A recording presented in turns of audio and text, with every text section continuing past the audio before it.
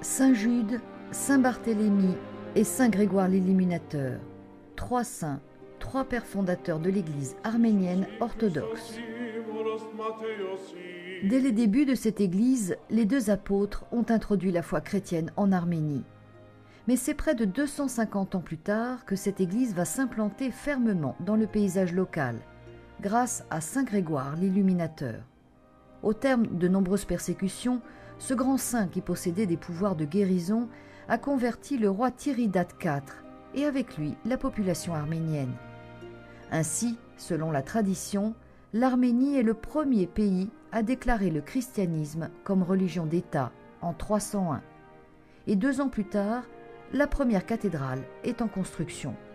Une mise en place relativement rapide qui explique les noms divers donnés à cette église, tous liés à ses origines. Église apostolique d'Arménie, Église des Arméniens ou encore Église de l'Illumination. En 451 a lieu le concile de Chalcédoine. Suite à ce dernier, l'Église des Arméniens va se séparer de la communion d'avec la majorité des autres églises chrétiennes. En n'acceptant pas de reconnaître les définitions votées par les évêques réunis lors de ce concile, l'Église des Arméniens voulait défendre l'unité de la personne du Christ.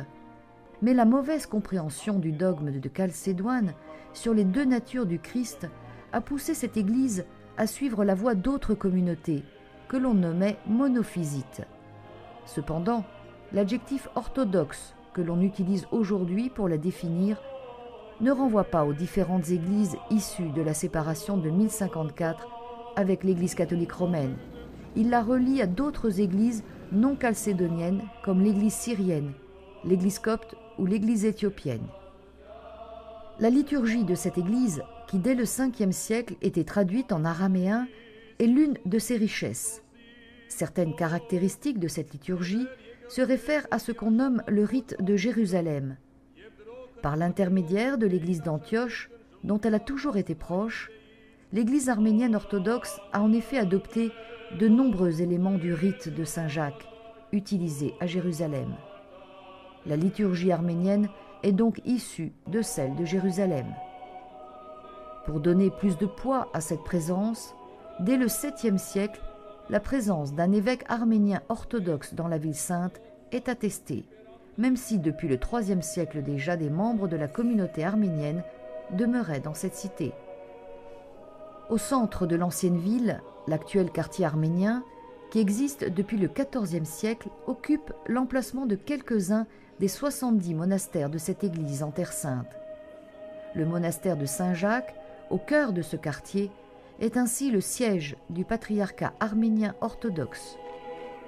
Le pape Benoît XVI, en pèlerinage à Jérusalem en mai 2009, a voulu rencontrer le patriarche orthodoxe arménien pour redire l'importance de cette communauté. Depuis les premiers siècles de l'ère chrétienne, la communauté arménienne de Jérusalem a connu une histoire glorieuse, marquée en particulier par une extraordinaire floraison de vie et de culture monastique liée aux lieux saints et aux traditions liturgiques qui se sont développées autour d'eux.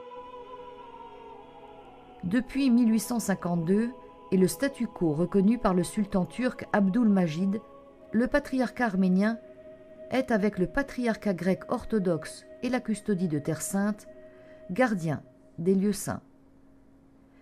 Répartis à Jérusalem et sur toute la Terre Sainte, ceux-ci regroupent entre autres le Saint-Sépulcre, le jardin de Gethsémani, le tombeau de la Vierge, l'église de la Nativité à Bethléem. Aujourd'hui, la communauté arménienne orthodoxe est réduite. Elle compte seulement quelques 2500 fidèles sur tout le territoire israélien. Mais sa tradition et sa présence restent fortes en Terre Sainte.